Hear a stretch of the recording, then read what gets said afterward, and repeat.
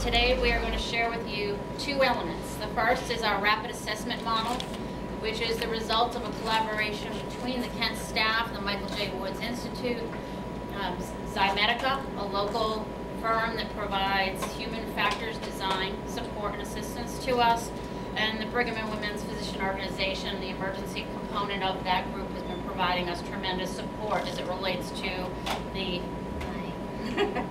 as it relates to our physicians and the quality of services that we're providing. Historically, this space and the space on the other side of the entrance was all filled with patients and families waiting to be seen, sometimes for half an hour, most times for 2, 3, 4 hours. If you've been in an emergency room anywhere in this country and in this state, that is the norm, to sit and wait in the emergency room waiting room. Since we've implemented our rapid assessment model, the area to the right of the front door has been converted and used for patient care, and you are now sitting in an empty waiting room. And that is because with the rapid assessment model that we have implemented, our patients upon arrival are greeted by a patient advocate who is back, and you'll meet her as we go on the tour. They are immediately taken back and assessed and quickly registered. They have basic questions asked and then placed directly into the rapid assessment unit where they're seen by a provider. Crowded, when the departments get too busy, there's a mechanism by which you say to the EMTs that you can no longer accept a patient from an ambulance, and you send the ambulances off to another hospital. When that happens, we are sending the patient to a hospital where their physician does not practice. We are sending the patient to a hospital that does not have their medical records. We are sending the scarce community resource of our EMTs off on a journey to another location, and should they be needed in their local community, another town has to step up and help cover for them.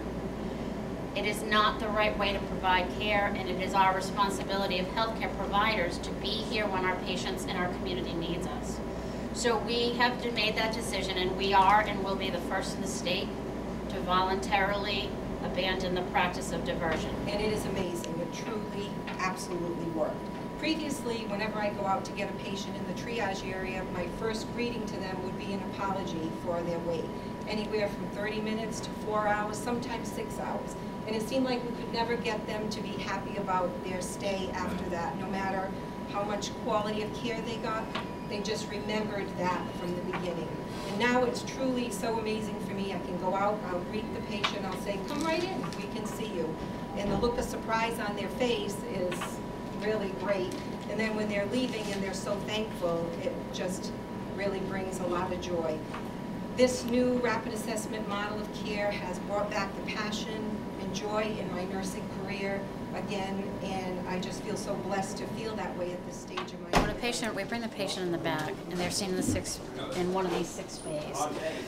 They are assessed, their tests are ordered. Then they move into the transit area, which is right around the corner, what used to be a waiting room.